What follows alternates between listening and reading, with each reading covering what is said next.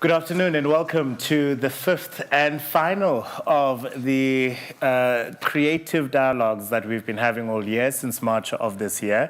It all culminates, of course, in a Co-Create Design Festival, which is going to be in October. And let me actually share the dates now with you so that you can pencil them, and I'll do so again at the end of our session here this afternoon. It's going to be on the 26th and the 27th of October, 2022. The key pillars and topics will be around water in focus and citizens in focus. And we are certainly inviting you to please get in touch with us so that if you have a paper that you've written and researched, a contribution that you feel you want to make, a conversation that you want to be part of, then we can make sure that we have you as part of the program. The event itself over 2 days will be live streamed via YouTube. We're still mindful of matters of I suppose COVID-19, even though it's not an issue, we still need to be careful. And quite frankly, there is an efficiency to allowing you to be in the space where you find yourself this afternoon and listen intently and engage with the subject matter while you are not disrupted in moving to a different area. We invite you to register by searching for hashtag Co-Create Design Festival 2022 at the Quicket website. So you'll be able to get your ticket via Quicket. Those will be made available to the public by the end of this week. And this year, the festival will culminate in an award ceremony where we are celebrating those who have contributed immensely to design and who aim to uplift communities and strive to develop sustainable innovations and inclusive systems within our city. It's the Co-Create Blue-Green Cities Design Awards, which will be on the 27th of October. And if you are a designer in this space and have contributed beautifully to Cape Town, to South Africa, to the continent, to the world in any way whatsoever, and you believe you need to be celebrated, well, let us know. And if for whatever reason you are too humble to let us know yourself, get a friend to let us know. That way we can still get to celebrate you in some way. My name is Africa Melane, and it is my joy and pleasure to be a host once again for the next 90 minutes or so. We invite you to use the platform, the Q&A platform, to ask as many of your questions as possible of our guests. We've got two incredible individuals who are working in the space of finding common ground. We thought it apt that in the final of the series of dialogues, after all the conversations we've brought to you so far, we talk about community. Because ultimately, these spaces that we are imagining, these incredible experiences we are designing, they are there for the consumption of the community. How do we find common ground is the essence of our conversation today, and we certainly hope that you're going to participate by asking your questions using the relevant tab on the platform. They get it to me, and I get to fire it off to our two guests. But before we get there, time for us to introduce you to someone new. New to the family of Cape Town, but obviously not new to the space that we find ourselves in. She's now the Consul General of the Kingdom of the Netherlands in Cape Town, Helene Reckers. Helene, I've had the joy and pleasure of meeting you once when we were sadly saying farewell to your predecessor, but excitedly saying welcome to Cape Town to you. It's been a month, almost to the day actually, since that day. How have you found your time in Cape Town? Thank you very much, Africa. Before I answer you, let me welcome everybody, also all the audience online. Warm welcome to everybody. Thank you very much for being here. And yes, it's been a month, and the journey so far has been fantastic. I really enjoy being here, exploring, finding out about new things, learning a lot. I said in the beginning I will listen and learn, and that's what I'm still doing, and hopefully again today. Absolutely. In fact, once we do the introductory part, you'll be sitting on those chairs making copious notes, because at the end of the 90 minutes, it's not a quiz, but I'll ask for your reflections and all of that. Let's remind those who are joining us via the platform why Co-Create SANL is important to you. Yes, thank you for allowing me to do that. Co-Create SANL is an initiative from the Kingdom of the Netherlands. And as the logo is visible there, it's not just a logo or a slogan. It is really the way that we work. It is about partnerships. It's demand-driven. It's about a commitment to long-term solutions and long-term working together. In short, Co-Create is looking for solutions for local problems in an innovative and a sustainable way. And this is important to your consulate and to the Kingdom of the Netherlands because, one, there's a very deep and rich history between the two countries, particularly Cape Town and the Netherlands. And two, it's an opportunity for us in South Africa to learn what the Dutch are doing and for the Dutch to learn what South Africans are doing. Yes, absolutely. And that is exactly the gist of Co-Create. And therefore also very important to continue this initiative.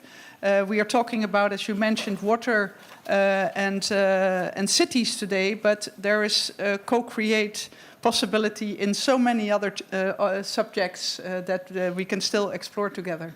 Indeed, and we do explore them. Once again, congratulations and welcome to Cape Town. It truly is a wonderful diplomatic posting. Also joining us on the couch is Kirsty Carden, Interim Director at Future Water Institute at the University of Cape Town. Not a stranger to this space or this platform because, of course, you joined us for our very first one. You are somewhat deputizing for Erica Elk, who is the CEO of Craft Design Institute, an important partner, of course, with the consulate in bringing this space.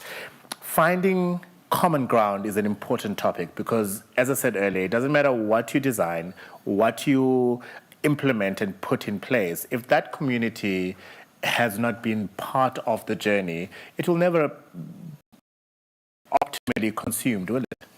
No, you're absolutely right. Thanks, Africa, and very nice to be here again on a different couch this time.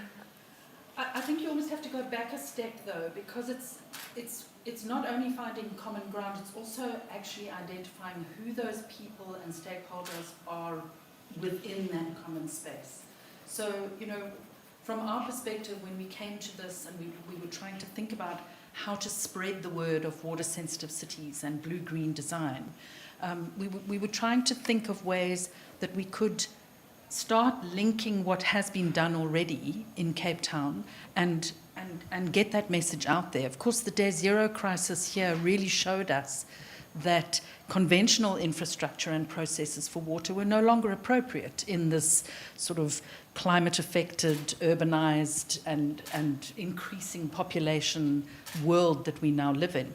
But if we're going to effect that transition to a water-sensitive city or a blue-green city that we're trying to do through here, that are resilient, that are sustainable, that are livable and productive, then a level of water consciousness within residents as a whole needs to be developed. And one has to argue that it's probably optimum still at the moment, given the recent memory of us coming down to Day Zero, right? There's a sense of urgency that Cape Townians are appreciating about making sure that our cities are water sensitive. Yeah, absolutely.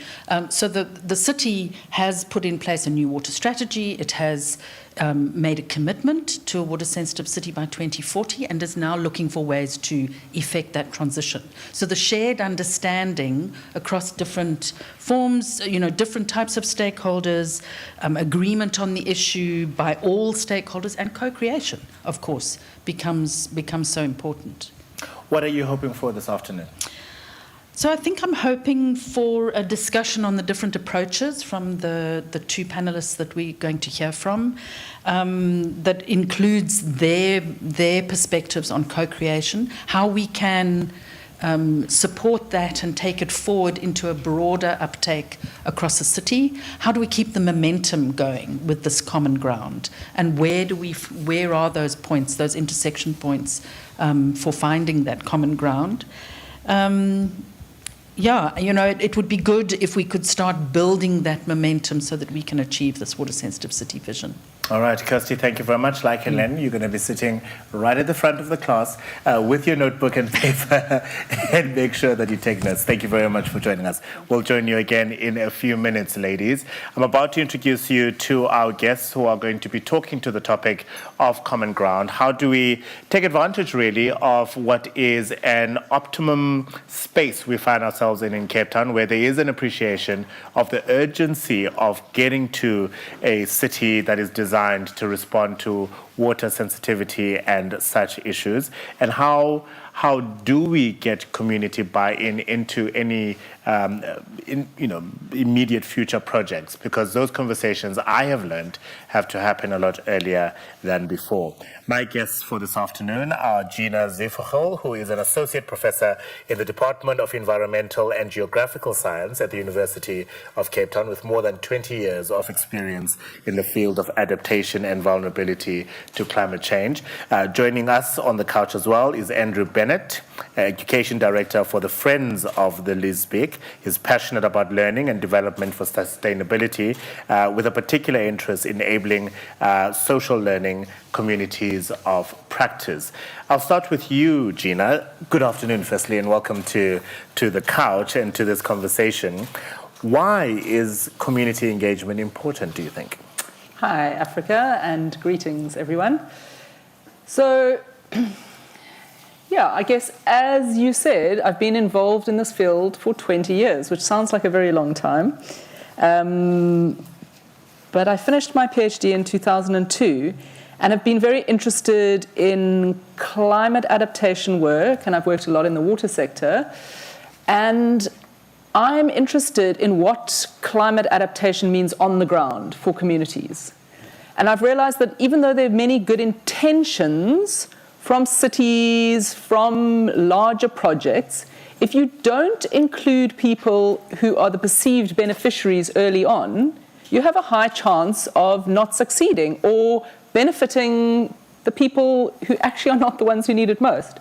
So I really believe in this idea of finding common ground. I love the phrase that brings us together today, because I think we often can find common ground if we start early on, if we listen to each other, if we create the space to really hear where different people are coming from. We can see where we intersect and where there are opportunities to make our world a better place and more sustainable. So I'm particularly interested in environmental issues, in water issues, but also in what it means for communities. And we have to bring those two together. If we find water-related solutions that don't meet the needs of local communities, for me, that's not good enough.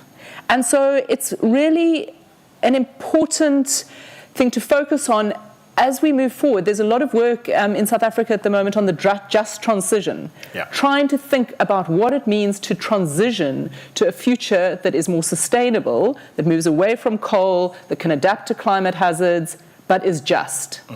And we can't do that with our communities, because we need to hear what justice means to people on the ground, the people who need jobs, the people whose livelihoods are going to be disruptive. How can we explore opportunities that are actually going to build on their strengths and develop solutions that address the needs of our very inequitable society? Let me ask this then as an immediate follow-up question. Do communities know you have a PhD that you got in 2002, so you've been researching and reading up on this topic for a very long time. Your level of knowledge is from here to the moon, right? You're engaging with a community member whose primary concern perhaps is, I need to get a job, I need to put food on the table, I need to take my child to school, and those are very primary needs. And there's almost a sense of luxury that is afforded to having this kind of conversation. How do you have those two worlds meeting in the common ground? Great. So, I mean, if you think of something like flood risk, for example, I might have been involved in work that says, what do we need to do to address flood risk? And we could put houses on stilts, or we could do this or that. But actually, if I sit and listen to a mama who has to take her children to school, whose kids are sick because they're playing in the pond that's flooded, then I can start to listen. Oh, just hold on. The solution that I thought was needed of stilts isn't maybe. She said, actually, her house is fine. What's fine, not fine, is the area around her house. And they'd love to work together to get some resources, to raise a playground where they can still play when the area's flooded. it's those kind of things that I really believe the people on the ground often understand the context so much better. And so therefore, this idea of expert has to be challenged, because she is the expert in her neighborhood. And I might bring in an expert in sanitation who then needs to listen to her expertise, and we need to come together and find these spaces. And are there enough researchers who are thinking like you, who are going into the communities and appreciating there's a wealth of knowledge and expertise that can be drawn from that conversation and therefore brought into whatever design, landscaping, water-sensitive thinking space that we need to bring them into? No. But Why also, not, Gina? Why not? But also there aren't enough processes that allow that, because it's tricky. And I know that, the city is very aware of this, the city government, but politics comes in, and it's a tricky space that takes time. But I think we have to invest more in it. We have to build relationships. We have to build trust, because without that, we can't find common ground. And so it's this tension we see in this space where we need a just transition. We need it urgently, but we're not going to get where we need to without finding the ways to really see and listen to each other. Well, Andrew, you with the Friends of the Lesbic, and perhaps let's start from the beginning. How did the Friends start? Thanks, Africa. Thank you for the opportunity to be here. It's actually quite an interesting story. It goes back around 30 years, 1991 to be precise. So if you can think about what you were doing in 1991. I was in Standard 6. Okay. I was definitely not thinking about the Lesbic River, I'll tell you that much. Well, that was the point, is that many people weren't thinking about the Lesbic River. But back in 1991, it was a really interesting time in South Africa. I think we can all appreciate it was pre-democracy. It was the time that the ANC had just been unbanned, the release of Nelson Mandela. And there was a lot of uncertainty in South Africa about how the country would be governed. And that uncertainty went right down to the level of community, I'm sure across South Africa, but even in the southern suburbs of Cape Town, where the Lesbic River is located. And there were a handful of ordinary residents who were thinking, who's going to look after this river? What is the future of this beautiful historic river in an urban setting? And the history is something to really delve into, probably not time today. And there's quite a lot written about it. But it really was about looking at the value that the river offers the city and the community, and trying to understand who is going to take responsibility and accountability for that in a space of uncertainty around governance at the time. So it was literally a handful of ordinary residents, no one with particular professional training in the environmental space. It was a doctor, a lawyer, a teacher, just people with an interest in the river itself. And I think the broader context, if you think about also what was happening at that time, it was just prior to the 1992 Rio Earth Summit, the United Nations Conference on Environment and Development. So it was really a time of awakening around sustainability and sustainable development in general, and communities saying, how do we respond to this? And if government isn't going to respond to it based on the uncertainty at the time, then we need to take action ourselves. And that's really how it started. And how do we bottle that up and replicate it 151 times across the country, where it is the community that is determining this is a need that we need to address right now? We might not have the expertise, but let's mobilize, let's start the thinking process so that when we bring in the researchers and the specialists and the experts, we've already gone through the process of getting the community involved. So it's taken 30 years, and we're still at it. I mean, I wasn't involved in 1991, but there's certain people that joined the Friends of Lesbic soon after that are still involved. So there's been continuity. I think, to be fair, it is in a privileged space in the sense that it is closely connected to the University of Cape Town, for one. So there's been a constant interest from students and many of the lecturers as well, bringing their students down onto the river to do various studies. So that's played an important role in keeping the message and the value system of what we've aimed to achieve in terms of stewarding and maintaining the social and ecological and amenity value of the river, just giving it that constant ticking over of research happening on the river, people being involved, and of course the community.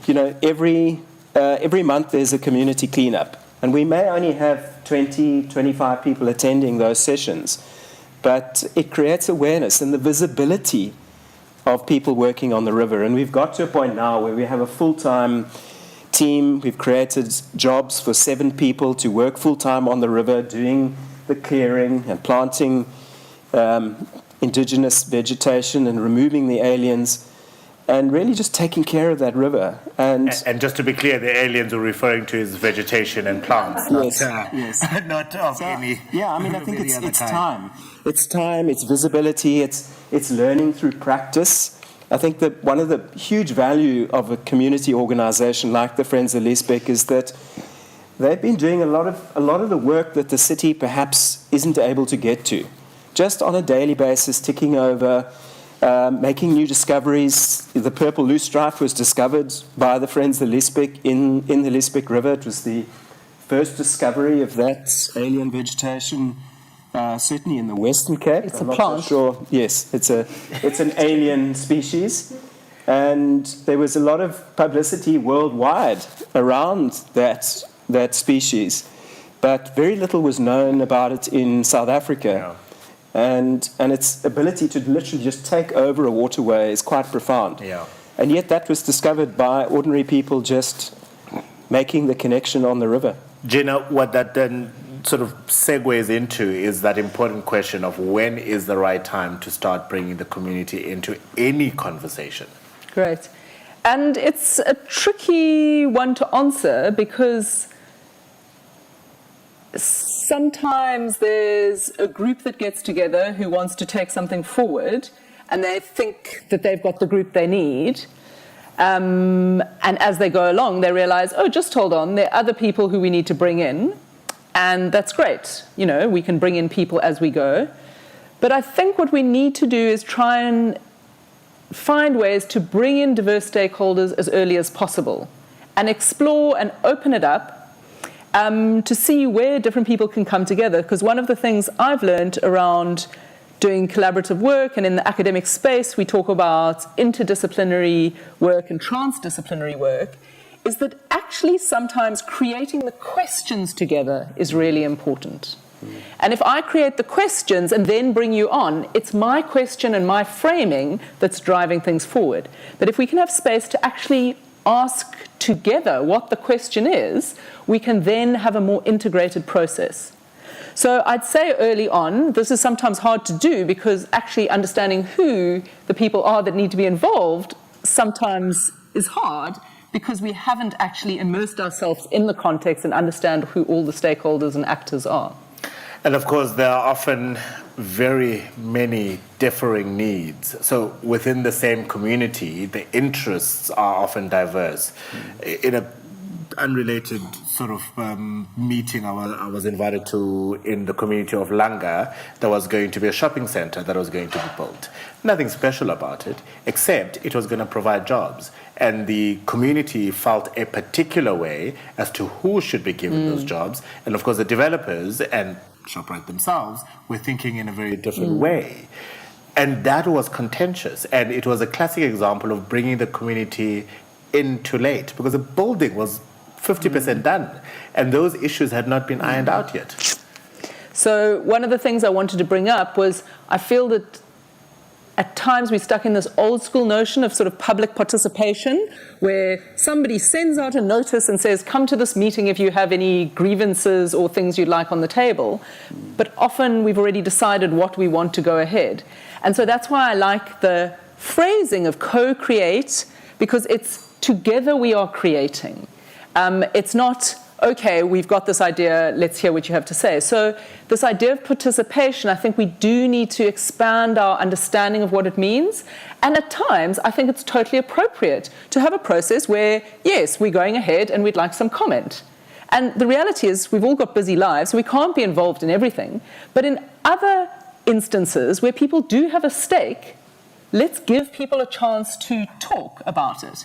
And one of the things I think often helps is bringing in intermediaries or facilitators who are skilled at this, because often it's about power dynamics. We have to be honest, there's a lot of power dynamics in South Africa around race, around class, around gender.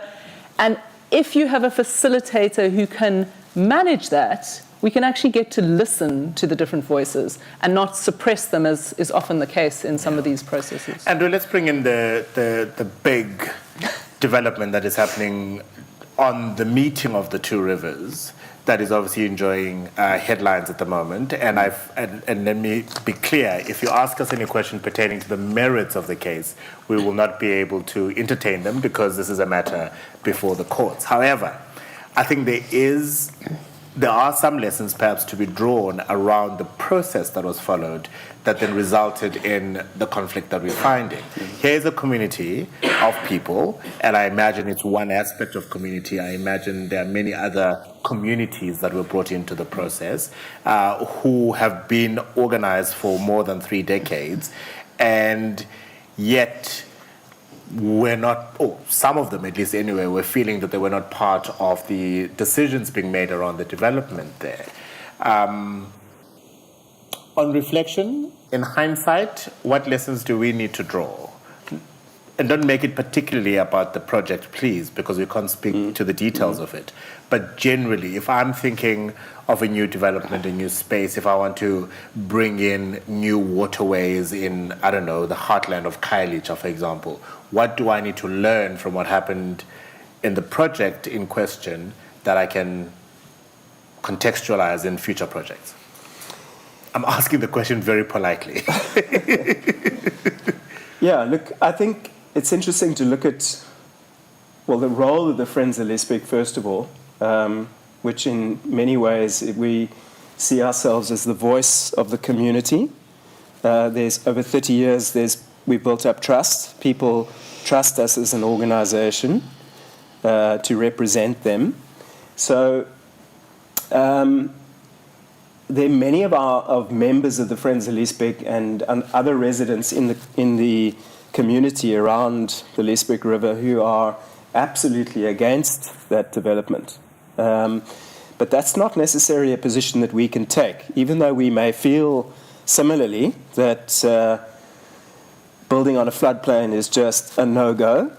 And apart from that, that's the environmental side. Apart from the social history and the cultural history of the region, the area, which is another important point. But just from an environmental perspective, it really doesn't make a lot of sense to build there, and then on top of that to try and raise the level of the land to mitigate against potential flooding. So that's the one side of it. The other side is for us to be able to give the river a voice, and we don't feel that was well respected in the process. That's something that is really important in sustainability thinking, is to be able to represent nature and to be able to, for us as human beings to be a proxy for nature in a to be able to prioritize that. And that's a really difficult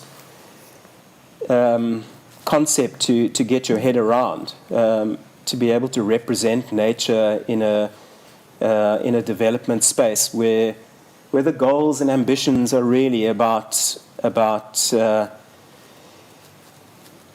money and power and development and making sure that people have jobs and creating jobs, and largely at the expense of a river. So we've tried to be that proxy for the river in the development, at the same time balancing the range of perspectives, from the ardent environmentalists who don't want the development to happen at all, through to Friends of Lesbek's official standpoint, which is to recognize that development is inevitable, but how do we do this with respect to the natural environment. So where was the shortcoming then? So if the acknowledgement from the Friends is that development is inevitable, what faults in the process led us to the standoff that we're finding ourselves in now?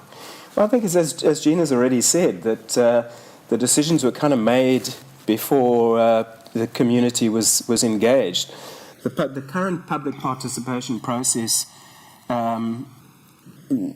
isn't powerful enough in terms of representing communities. I think it allows one to participate, but it doesn't necessarily allow that co-creation space, that framing of questions and ideas, which really needs to start a lot sooner in the whole journey. Then there's very much a sense that it's just a formality to participate when decisions have already largely been made.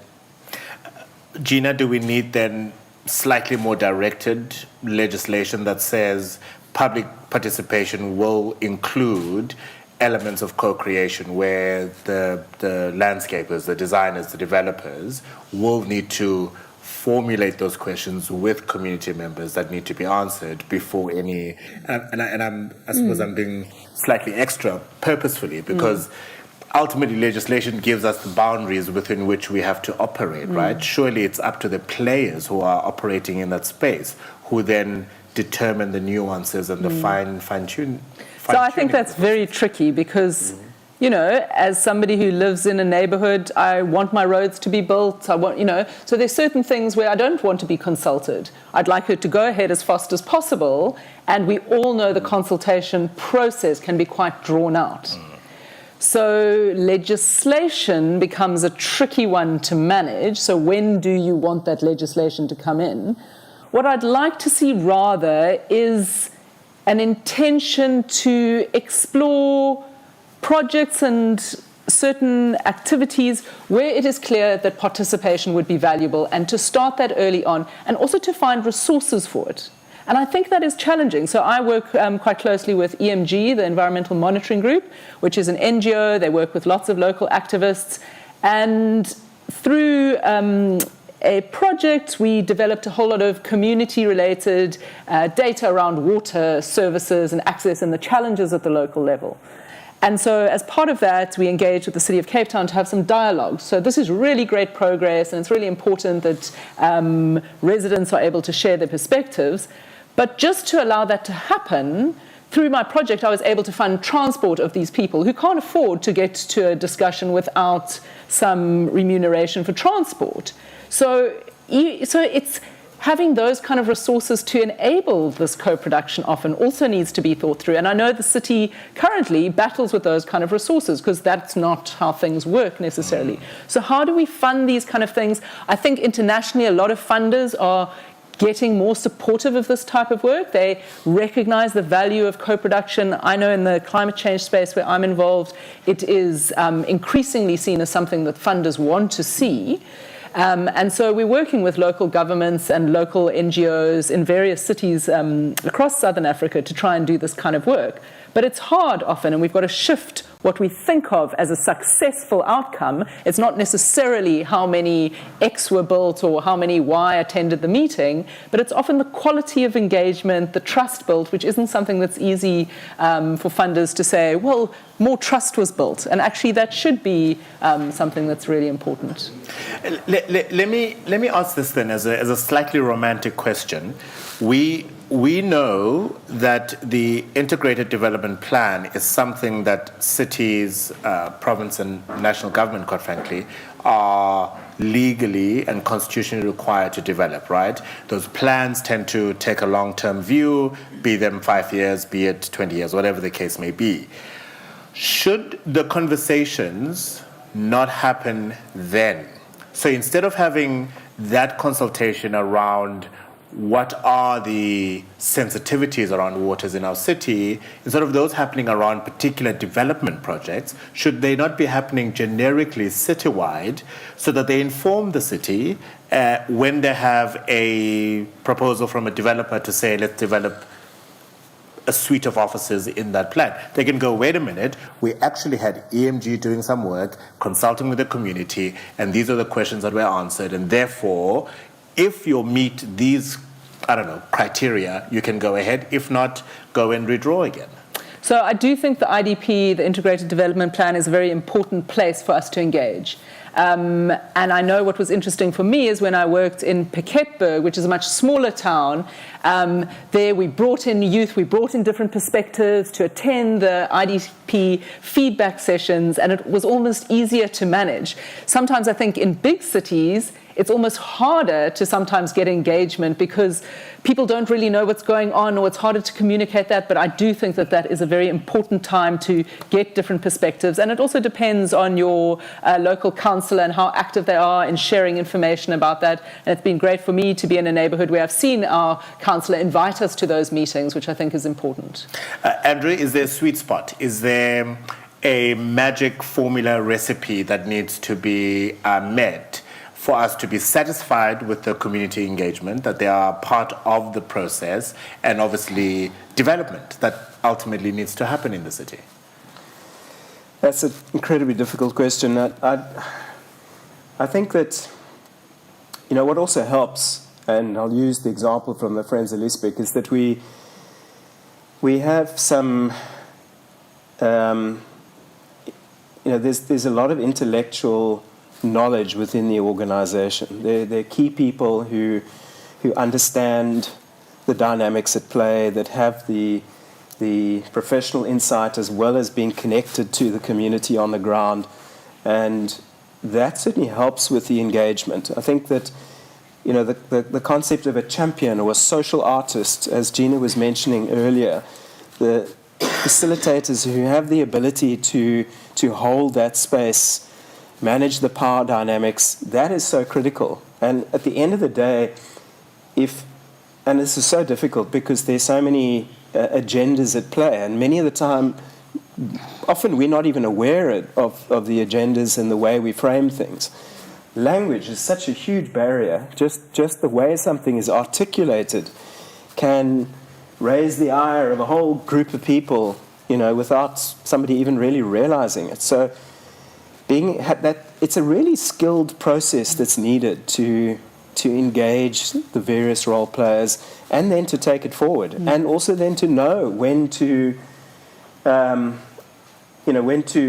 be a little bit more forceful and say, guys, this is now time to move forward. We can't just keep talking forever.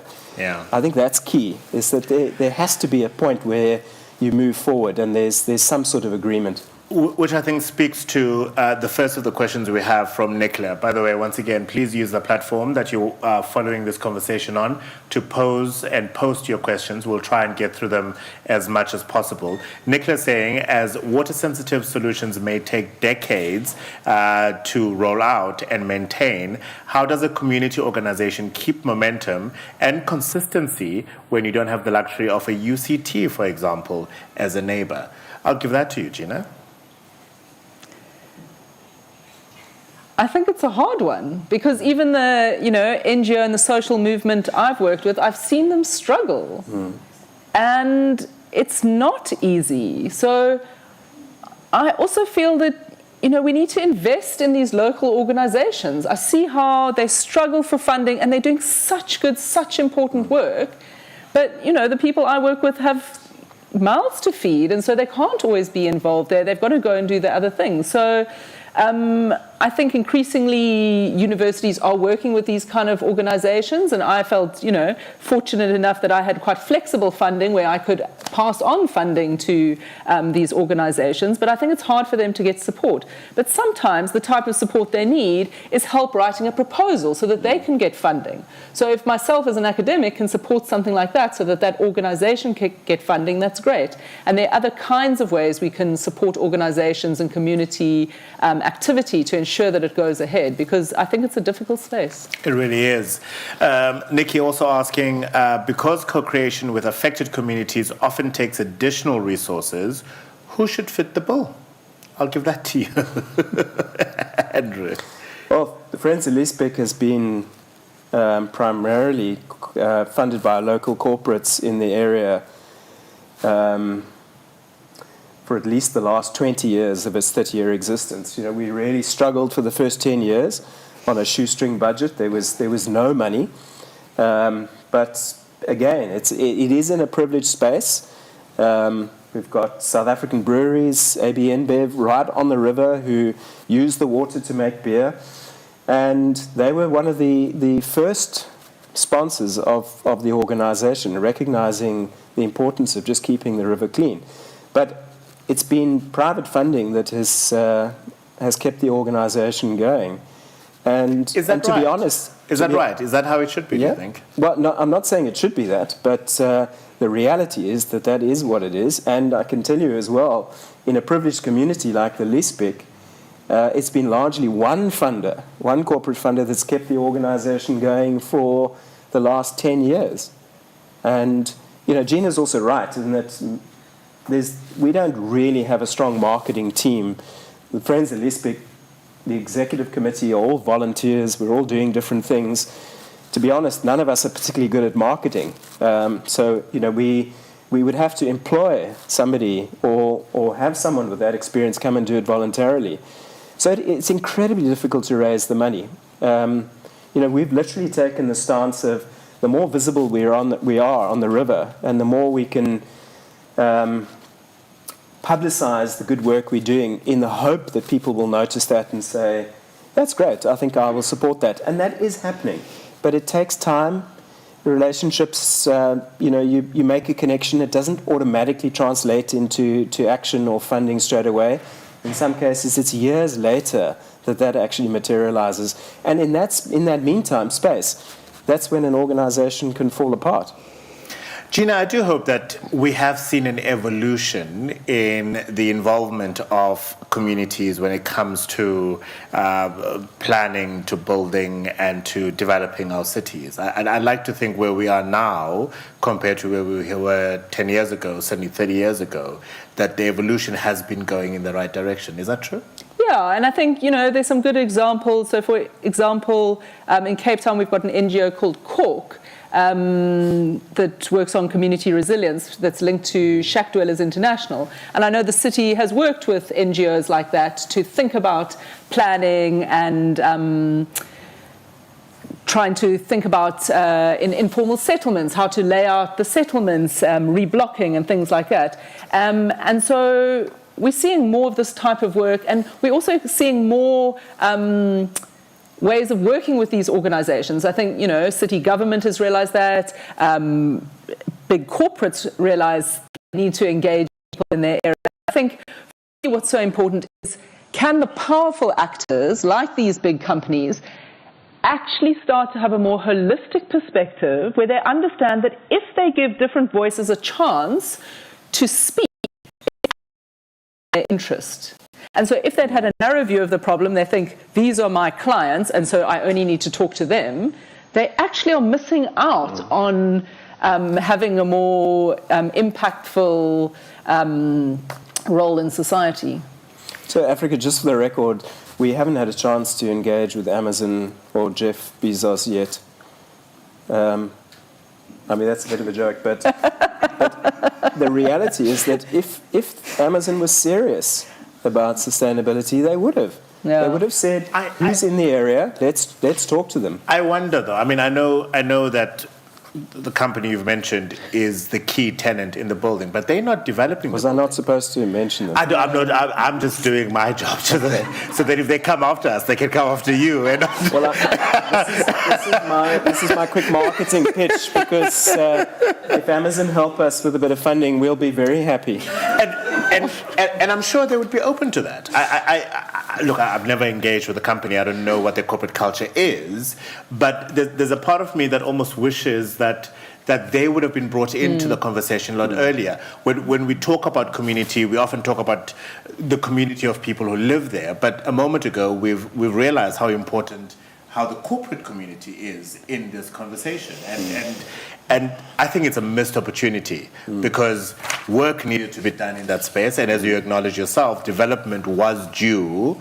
And had we done the right thing, whatever that is, and I fully appreciate that that right thing could have been unique to that community, and it might not necessarily play itself out in Ocean View that has a very different set of needs. But whatever that right thing is, it could have saved us all the trouble that we are in now. In your experience, though, what do you think are the main challenges when it comes to community engagement?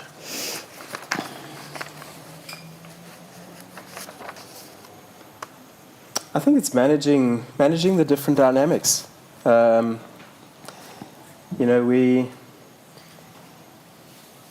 beings, we're an interesting species. On the one hand, we want to support big projects, but at the same time, we don't want things to necessarily happen in our backyard. So the dynamics it's a constant ebb and flow. I think it goes through cycles. We've had people wanting to do amazing things on the river, but we just know that from experience that wouldn't work, or what they're proposing is not a good design or not a good idea at all. So I think it's really just trying to manage those dynamics. Let me perhaps place a different present challenge. There's a community in Cape Town called Dunoon. Dunoon is populated by a number that is possibly 4 times the amount of people that actually could safely stay in that area. And the reason it's so popular is because of its proximity to places of work. There's a huge industrial sector in Killarney, Montague, Canal Walk, and Central City is in that area. So from an ease of access to work point of view, that is it's a prime location, but it's wholly underdeveloped because the city was not prepared for the overwhelming demand of living space in that area. We know, and I know this because on my radio station I report every year without fail around winter, water levels rising because we have winter rainfalls and communities are going to be flooded. Fact. And when you try and engage with the community as to it is not right for you to build in this area because it's not safe, the person's primary need is, yes, a roof over their head, but ease of access to a job where they don't have to travel for 3-4 hours in the morning to get to a job where they're incurring a cost of 80% of their salary. These are real challenges from community members. How do you even begin the process of engaging with that community when it comes to development? When the needs of us around building a water-sensitive city, a city that is responsive to climate adaptation, and a community member who says, I can't live further than this because I just can't afford it. Look, there's one good example I can share, and that's a similar river team to the Friends of the Liesbeek that was actually modeled on the Friends of the Liesbeek, and this is a river team called the Mosselbank River Maintenance Team. They're in a community in a development in Versantekral, which is about 10 kilometers outside Durbanville in Cape Town. And now, admittedly, this team was funded by the developer to take care of what is really just a little stream that runs through the 750 hectares of the development.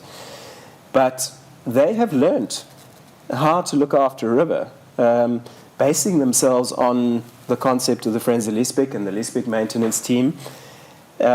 Yes, they've been given a job, they've been paid an income to do that work, but they have learnt through the daily practice of engaging with the river, cleaning it, planting. It's been tough because the goats in the community that roam free come and eat all the little saplings that get planted. There's still people who use the river for dumping, and they're constantly having to clean up. It's not just small bits of litter, which we largely deal with along the Liesbeek. We're talking about heavy dumping of rubble, builders' rubble, and other things that happen. But they are making inroads because they're learning the importance and they're sharing that within their community. And we're lucky enough in that instance, because I've been linked with that team, to have had the chairperson of the street committee on that river team. And that's someone with a voice in both spaces. And that's key, isn't it, Gina? Because sometimes you might not be able to involve the entire community, but who are the key representatives, chair people of street committees, often the preacher who then stands in front of a community every Sunday. For me, it's the greatest gossip as well. The person who goes and will tell everybody what's going on about everybody's lives. You inform that person, and that message goes through the community like wildfire. But you have to know who that person is. Exactly. Let me ask you the same question then. What are the main challenges when it comes to community engagement, do you think? So I think one of the challenges is this desire of ours to get things done quickly. And so what are we valuing? Are we valuing outcome or are we valuing process? And I think we can gain so much from process. So that if we see it as an opportunity to build trust, to build relationships, so that we can work towards something, then we don't see it as something that's undermining what we're trying to get to. I think another challenge is resources, like we've discussed, and I do think we need to start rethinking and being creative how we fund these local organizations who are really battling, but they need to have a voice, and there needs to be more resources towards those groups. I'm particularly interested in how local government and city government engages with neighborhoods and how neighborhoods engage with city government. And unfortunately, I think there's not a lot of clarity, particularly for neighborhood groups, as to how they engage with the city beyond being told they must go through their ward councillor. So the system we have is that you are advised to go through a ward councillor, but unfortunately we know that doesn't always work. So where are the opportunities to engage beyond that? Because then there might be some people who happen to know somebody and then they get stuff done. But if you don't know who that person is, you get sent around from pillar to post, and it's very hard to make progress. Because similarly, like you need to find out who the right person is in that community, you often have to find out who the right person is in the city. It will not be the MACO member. It will not be the ward councillor. It often won't be the executive director of that directorate. It could be Joe Blogg, who sits in that corner office at Civic Centre, whose job it is to process whatever. And what's lovely from the work that I've done in various communities is often, the local NGO will know who in the city is sympathetic towards them, and they've come to know them over time, and there's some really exciting things that have happened, and as the people in the city get to know who some of these community leaders are, they will start to engage them. So there's some really great stories. So I don't think we should say it's not happening. There's some really lovely examples of where collaborations have happened, where common ground has been found. But how do we start doing it more systematically so that it's not just those who know how to follow that path who can be part of it? I'm reminded when the city was awarded the status of World Design Capital, and the approach by the city was, this is our status.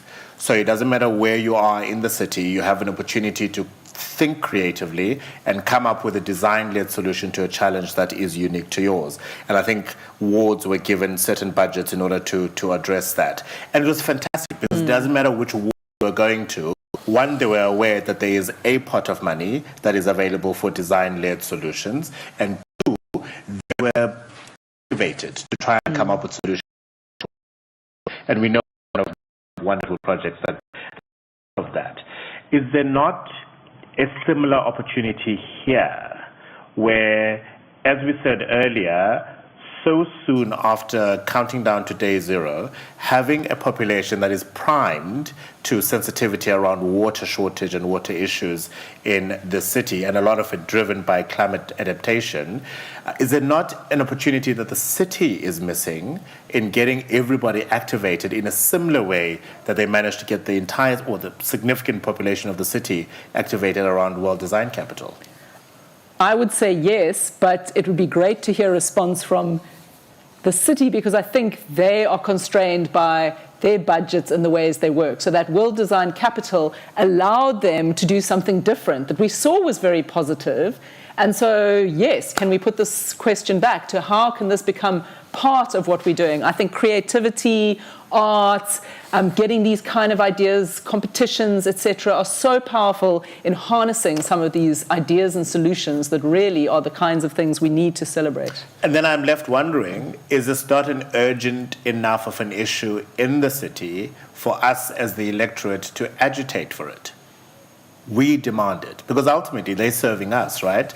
We pay rates and services, well, at least some of us do, and if we tell them what we want, they then have no choice but to incorporate it into their, or am I having a very naive appreciation of running a city the size of the city That's of Cape great. Town? Let's start a movement trying to do that. Let's see how far we get. But yes, and I think, but what I think is appropriate is that we need to voice these. You know, we need to put that out there and say, this is what we want to see, and who are the people who can support that? And there are innovative ways of doing it. So let's put that out there and see, you know, what comes of it. But often it's hard work, and then one faces various blockages,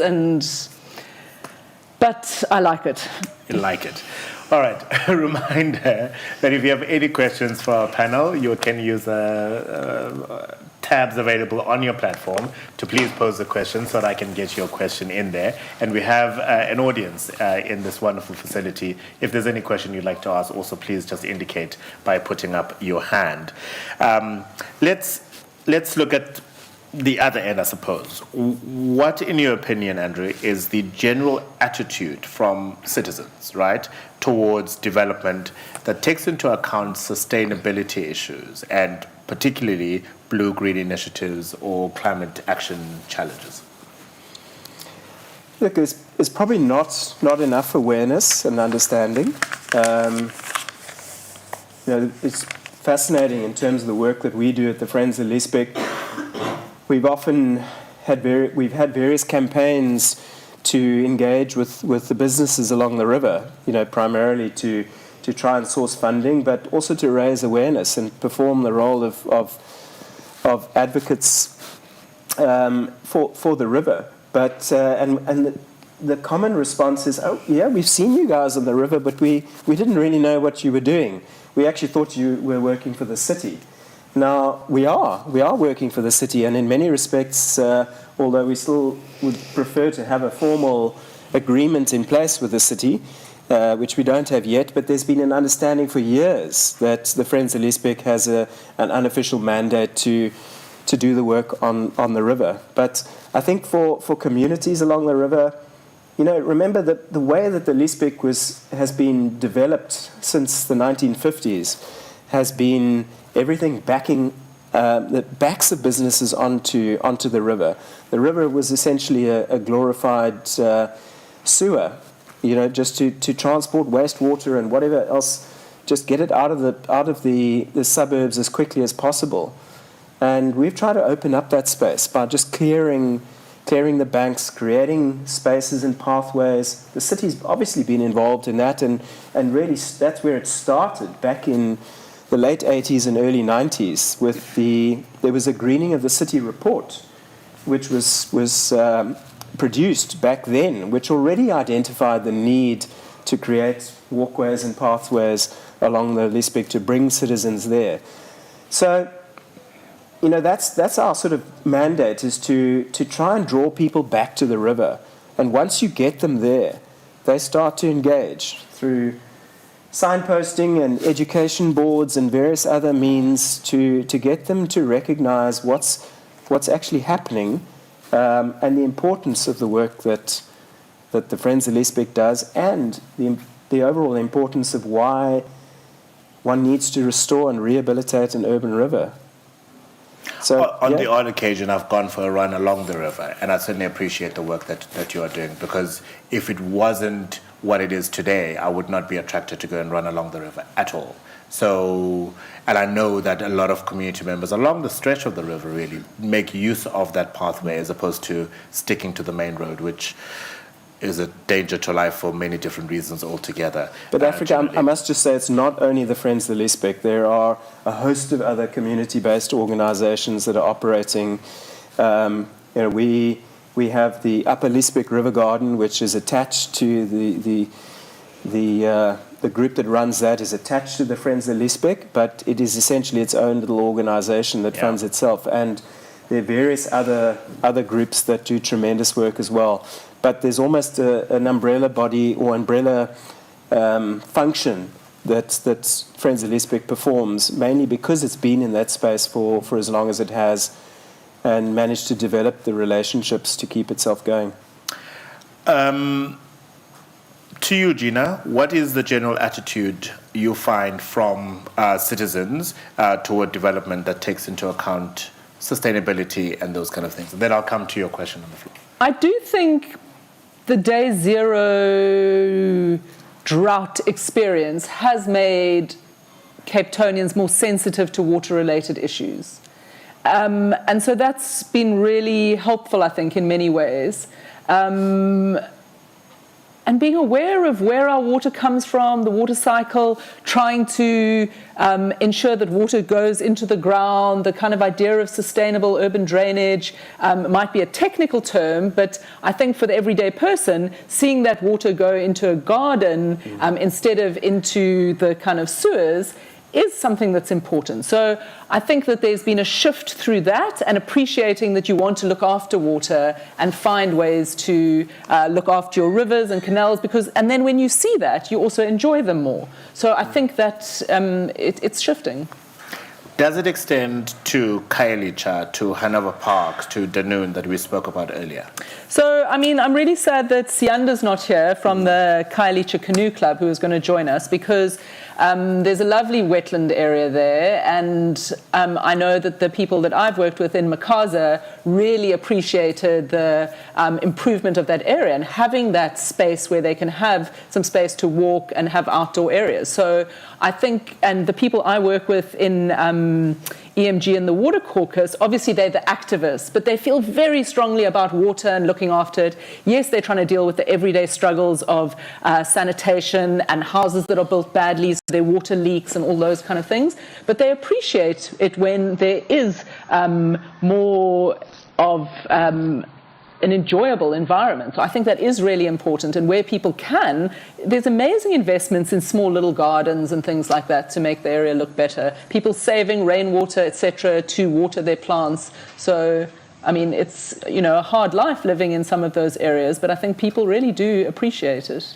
We've also seen a lot of activation around the Philippi horticultural area, for example, where community have said, wait a minute, development, pause, let's have a conversation around how it's going to impact on the environment, because this is important land as far as food security is concerned. And in previous dialogues, we've reflected on work being done in Menenberg and such areas where communities actually have been an essential part of coming to an agreement with landscapers, designers around what might or might not be needed there. And maybe just one more thing on that.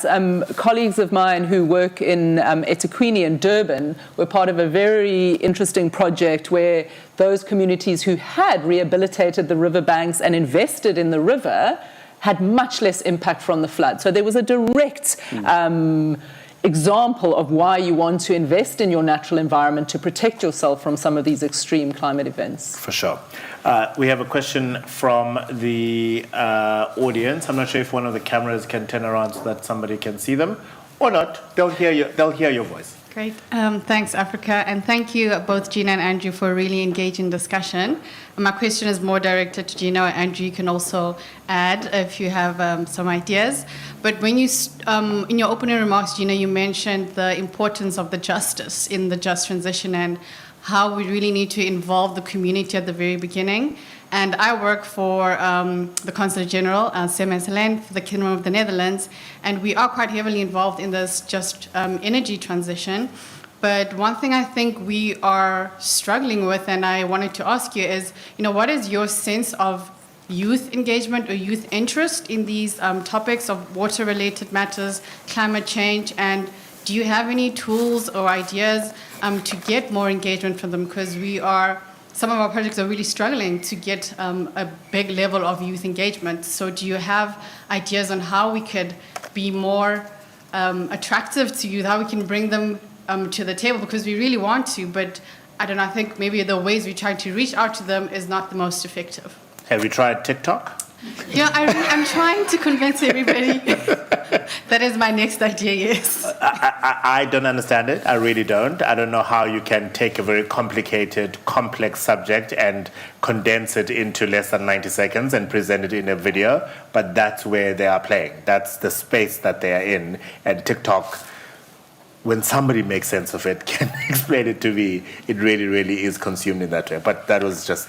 Great. So, yeah, I don't have any advice on TikTok, but what I would like to say is that I've been quite inspired over the last few years at these kind of youth climate movements that are emerging. So the African ACA Climate Alliance, and then the Climate Justice Coalition, both in Cape Town, and Project 90, who work with the youth, and they're involving the arts, they're doing marches, and so there's a growing movement that I've seen among the youth. So I'm interested, but how to connect them, and it might possibly be things like TikTok, and I've never even seen it, but now it makes me want to go and to try and do something on TikTok. I hadn't thought of that.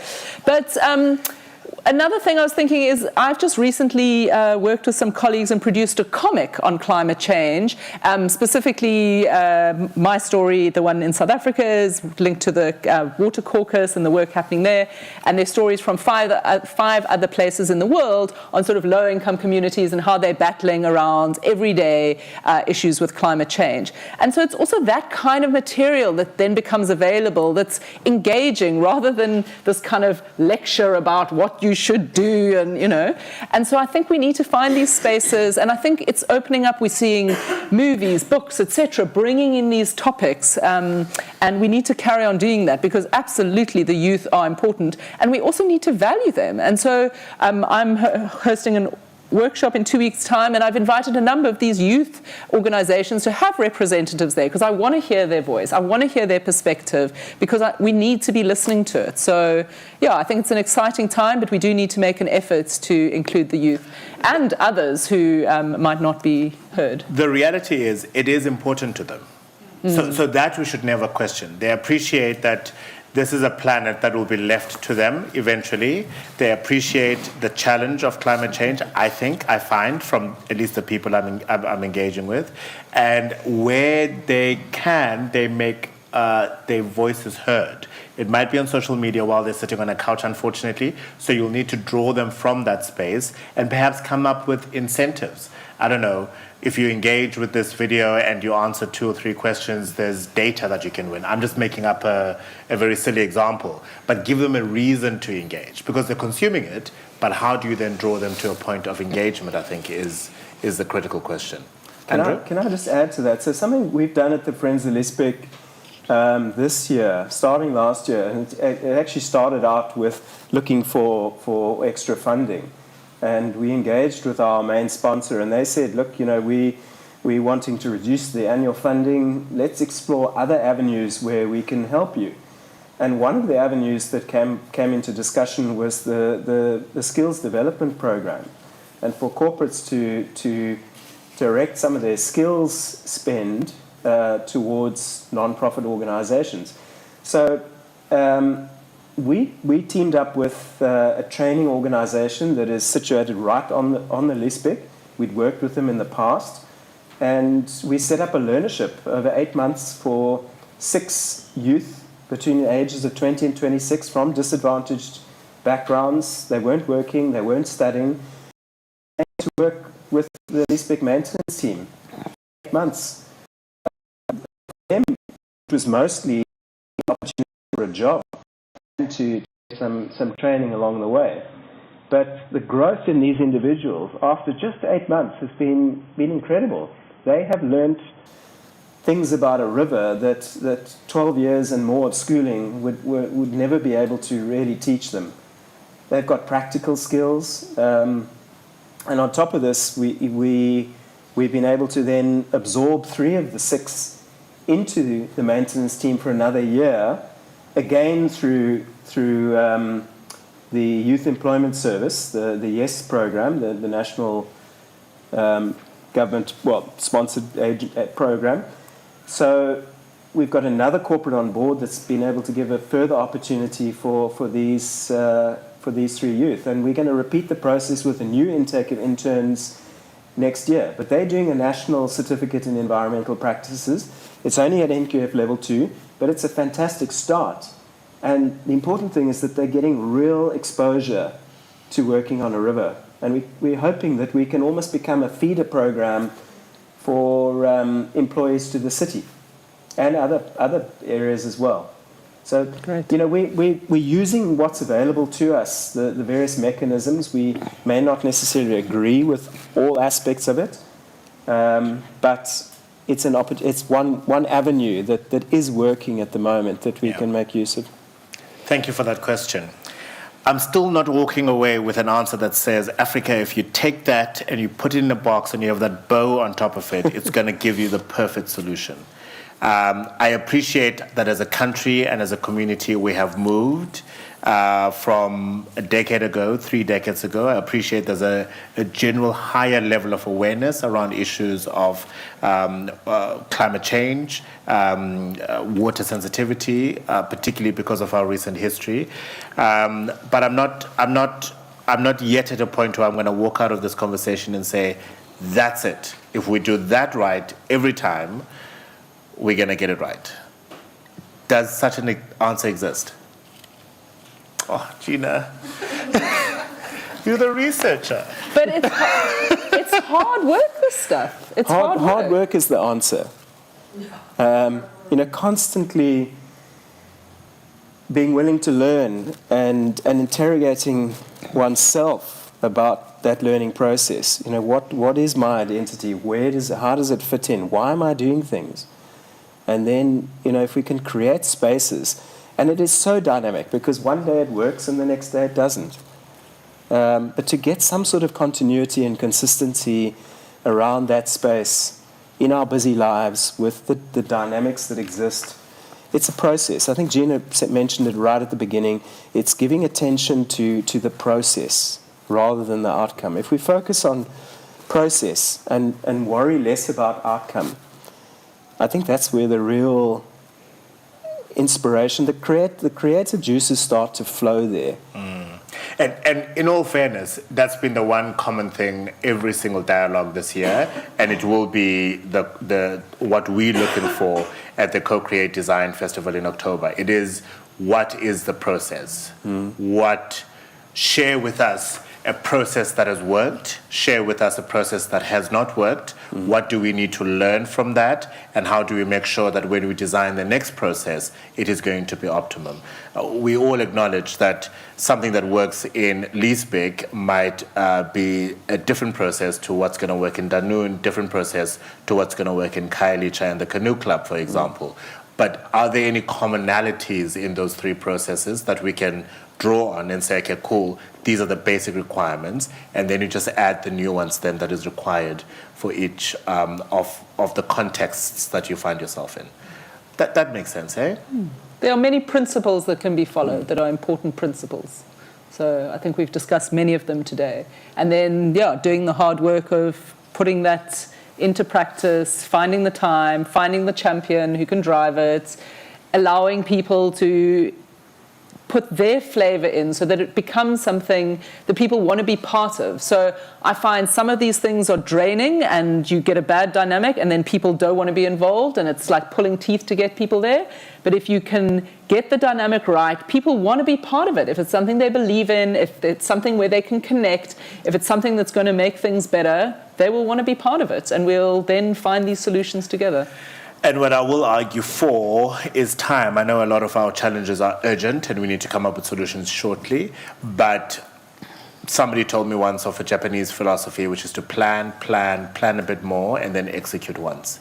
If we bring in the community into the planning process a lot earlier, if we discuss any potential pitfalls that need to have an agreed upon process to resolve, we will then not find ourselves in situations where we build something that is then not consumed or not used, or worse, actually not good for the environment, which ultimately is not what we want. Thank you very much to both of you for engaging so passionately about the subject. Round of applause, please, for our panel, Gina from the University of Cape Town and Andrew from the Friends of the Lisbeek. It's a difficult conversation. It is hopefully a beginning of an engagement for you in the spaces that you find yourself in around what that process is, what needs to go into this magic formula, and perhaps acknowledging that it is not a magic formula. It is a lot of hard work that needs to be put in order for us to come out with a solution that works. We live in a city and in a country that has many, many challenges, and a lot of that is around climate and water, and we have no choice. We have no choice but to come up with the solutions around this space. Well, let's show you a video of some of the incredible work that they have been doing over the more than 30 years now of their existence.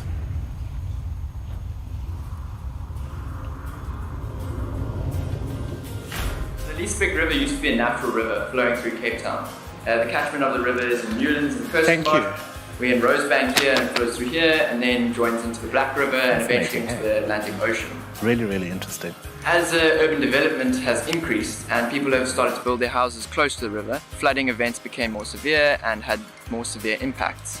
So in 1926, the municipality canalized this river, so now it's a concrete canal, and today 70% of the river is canalized. Each year, as the sediment built up during flooding events, the city of Cape Town would bring in diggers and remove the soil in the canal. This prevented habitat and biodiversity from establishing in this river. In the last 10 years, the city of Cape Town has let the sediment build up and created these really nice soil banks on the side of the river. However, weeds have taken over these banks and completely covered the canal. Thanks to funding from the Dutch Foreign Ministry, we've been able to implement this pilot project to rehabilitate this 200-meter stretch of the Lisbeek River in Rosebank. And we're really interested in the impacts of rehabilitating this river and specifically the biological and social impacts of bringing nature back into a river in Cape Town. Behind me here is the Friends of the Lisbeek team, and we're basically trying to clear all the weeds from this section, but to leave the soil behind. The idea is to try and restore this section of the river, creating habitat, bringing in biodiversity, frogs, crabs, and particularly interested in the Cape Galaxia fish. As a start, what we did is we just created these natural weirs using rocks and other natural material. The point of this is to, one, slow the flow of the river and get the water flow from the low flow out into the banks. That'll wet the soil here, and then in a month's time we're going to plant palmite into the soil. And these ripple zones here are adding oxygen into the water, so hopefully the crabs, the frogs, the fish, they will all enjoy this habitat. And as you can see, the dogs are really loving it, people are really enjoying it, so this is a success, I think, so far. So this is palmite, or Prionium serratum, and we're planting it in the river for a couple of reasons. Firstly, it's an indigenous species. It's adapted for riparian zones, so it grows on river banks.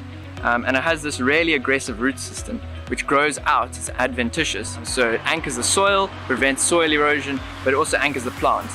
So when the river floods, this plant will bend over, allowing the water to pass over, and then it will pop back up and carry on growing as normal.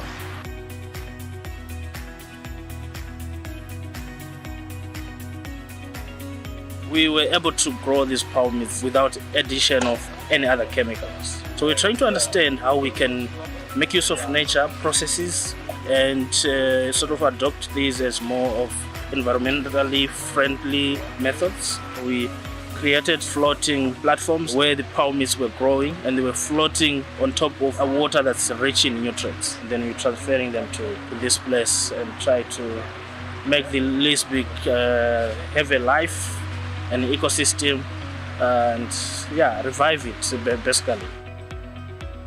So I'm scraping the diatoms off the top of the rock. It's like a brown algae, so it's pretty easy to notice. And they are basically bioindicators of water quality. So I'm doing a study to see how the water quality changes as we regenerate the river. Because when you alter a river, it goes to a new base state that will have an impact on the water, on the sediment transport, and basically in the end on the ecology. research on the interaction and understanding of the residents regarding this rehabilitation project.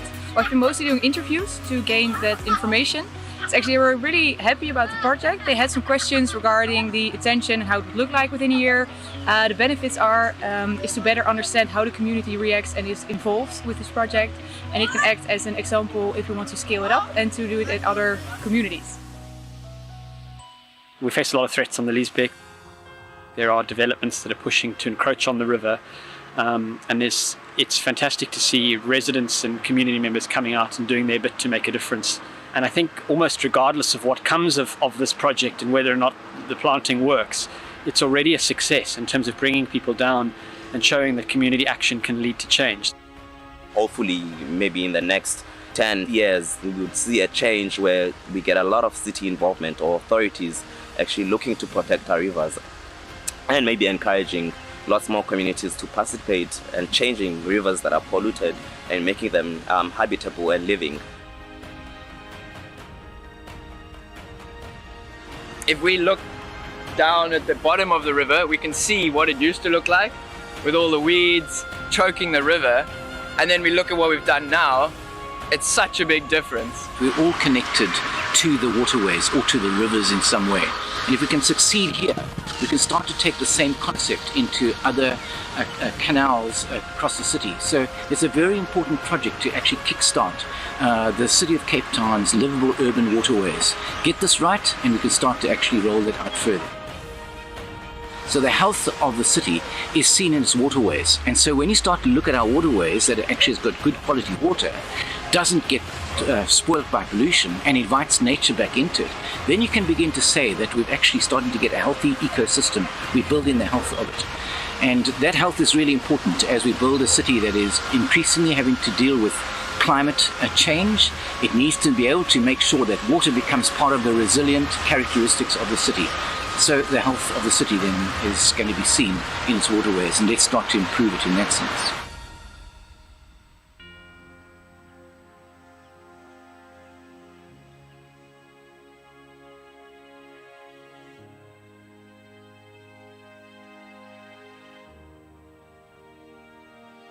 Is a truly powerful image to end on, because the development of the city and the health of the city centre is almost entirely dependent on the health of our environment. And I'm going to bring back, of course, Kirsty as well as Helene here to the conversation, because it has been a fascinating hour and 20 minutes of a conversation, hasn't it, Helene? I mean, it speaks to, in part, the hard work that needs to go into projects of this nature, but as we saw in that video, the importance of co-creation and collaboration.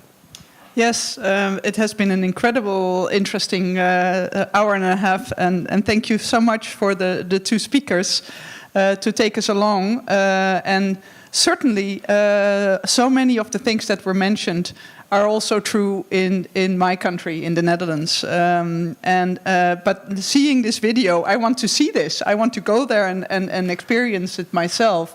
And I think that is also an aspect, the promotion of things that work.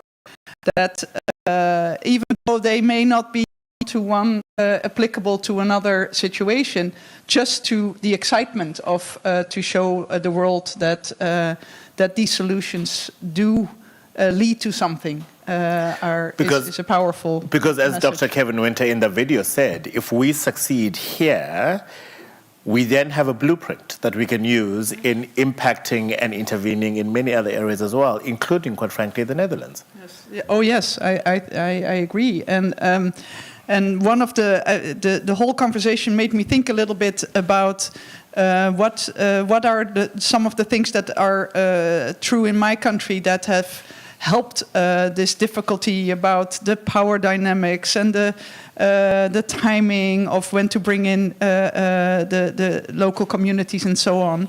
And one of the things that came to mind that I wanted to share is an expression that is actually already quite old, but fits well for this purpose, and that's That's our expression, the polder model. That comes from the polders that were built, of course, the land being taken from the water in earlier times. But this polder model is an expression to say we are talking to everybody, to all the communities that are exposed to this particular problem to get to a solution. And one of the things that is very interesting is that this expression became almost a pride, something of to be proud of, both from the people that were taking the decisions, the government people or the ones that were developing the area, but that this should happen first. This polder model, these discussions, was a sense of pride for many. So that is maybe an expression that is that fits to the local situation, but that you can really promote as something that is that everybody feels very committed to and very important. Absolutely. Kirsty, you are nodding in agreement there. What were some of your main takeaways from this afternoon's discussion? Fine, thanks, Africa. Yeah, absolutely. I think there were a number of sayings that I got out of the two speakers. So thank you both very much. And obviously, I agree with everything that they're saying. But I loved what Gina said about people as experts in their own neighborhoods, and particularly because we tend to bandy around this concept of community quite loosely. And I know I'm hearing my social anthropology colleague hitting me over the head as we talk about communities, because there is no one community. So the other thing that came up very strongly for me here is the ways in which we think about community and how we expand those numbers of people, those different groups of people, to the industry, to the businesses, to the city, to the residents. But even amongst those residents, there are very different interest groups, even in small what we think are communities. So it's this idea that Andrew raised of giving the river a voice and considering the value of the river, but not only the river, it's also the people, it's the environment, it's the rules and regulations that govern that, it's those very many different voices that need to be brought into whatever co-created solution or approach that gets brought in. Not easy, as we heard, and many barriers to how you bring them in, but so incredibly important that we start building the visibility and inspiration and best case and champions through this sort of co-created approach. I couldn't agree more. Thank you very much to both you and Helene. Kirsty, of course, giving us a wonderful roundup of some of her reflections on this very, very not easy topic. It's going to be an important stream, no doubt, at our Co-Create Design Festival, which is happening on the 26th and the 27th of October. It will be streamed on YouTube and Facebook. There will be a number of people invited to a venue, and we'll be communicating those towards the end of the week. You'll be able to search for hashtag Co-Create Design Festival 2022 on Quicket website, but we will be promoting it obviously as we edge closer to the end of the week. Through the lens of water-sensitive design and a particular focus on processes and creative solutions that came up again today, there might exist a magic solution out there that we don't know about. But what we're interested in more is the process, because in understanding the process and applying the process, I think we can come to very many solutions in very many different contexts. So with that in mind, we're inviting experts to talk on a range of topics under the key pillars of water in focus and citizens in focus. The event will be live streamed, as I said, via YouTube. So please get in touch with us if you believe you have a wonderful solution that you would like to have considered. What also will be happening at this year's Design Festival is a Co-Create Blue Green Cities Design Awards. Those will be held on the 27th of October, where we'll be acknowledging people and institutions who have played a significant role in the shaping and the design of blue-green cities in South Africa. An open invitation once again, if you are doing exceptional work in this space, tell us about it. Let us shine the spotlight on you and let us reward you and award you for that. So, Co-Create Design Festival, 27th, 28th October. A select number of people will be invited to a venue, but you will be able to follow this on a live stream on YouTube as well as Facebook. There's some art around me, of course, that you would have enjoyed. These incredible sculptures of wildlife are the work of Godfrey Dambuleni, who is an accomplished wire work and recycled metal artist and sculptor. For 26 years now, he's been creating and striking pieces of art inspired by African wildlife. He's from Mixed Ideas Projects, and of course, you'll be able to see the Instagram handle where you can get hold of him and also follow more of his work. Alongside that has been the work of Sizwe Shumani, who is an owner of Scalo Roots. Scalo, by the way, a way of paying homage to his grandfather. He's an artist, a crafter, a designer who hails from the Eastern Cape and currently lives here in the mother city. He uses recycled materials such as paper, boxes, plastic, or wire or wood, anything really that he can find in his environment to create these beautiful and interesting art and jewelry pieces. Both artists and their products, you can find them at the new concept store known as the Design Lab, which is at the Waterfront Precinct in the V&A Waterfront.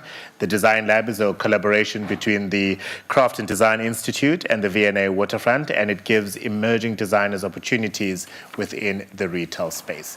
And with that, we say thank you very much for joining us this afternoon. It's been very engaging, very thought-provoking, and we hope you're going to continue the conversation, of course, in your communities, but keep us abreast of that on social media. And remember the dates, 26th and the 27th of October. That's when we're having the Co-Create Design Festival 2022.